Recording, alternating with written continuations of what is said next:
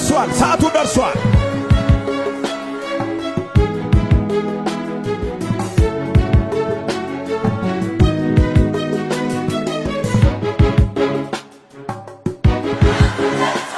ይደገም ይደገም።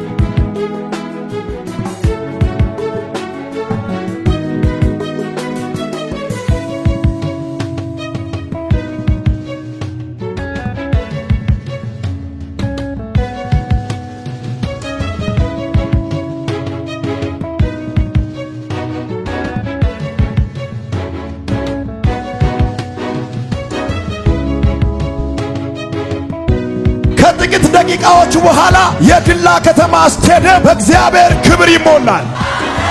የተለየ ደመና በዚህ ሰማይ ላይ ይሆናል።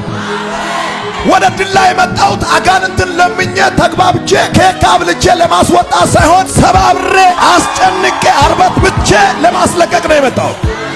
ስልጣን ተሰጥቶኛል። ስልጣን ተሰጥቶኛል። በሩ ተከፈተ ይለኛል እግዚአብሔር። የተራቡ የሚጠግቡበት፣ የታሰሩ የሚፈቱበት ሰዓቱ ደርሷል።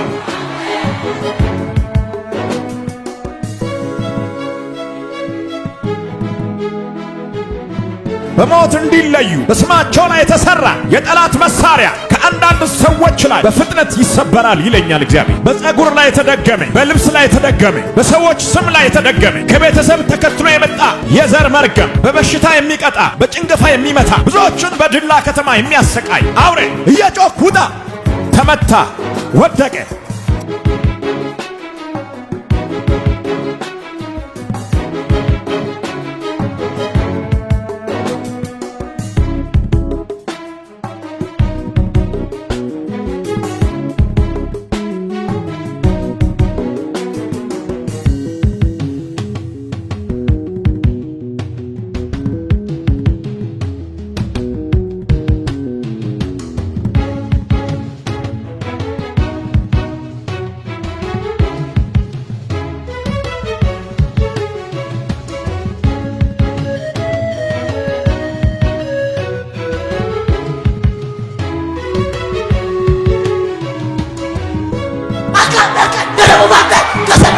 እንዴት አድርገህ ነው የምትገለኝ?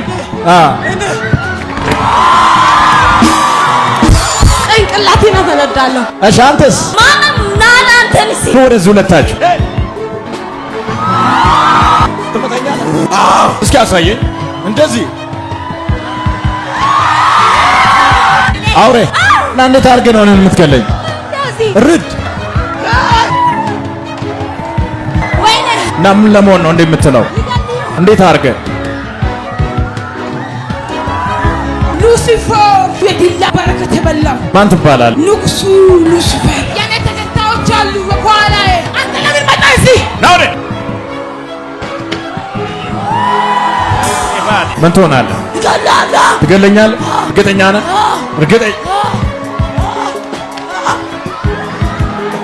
የማዘውን ብቻ ታደርጋላችሁ። በኃይል 3 ጊዜ ጮኻችሁ ትሄዳላችሁ። 1 2 የመጨረሻ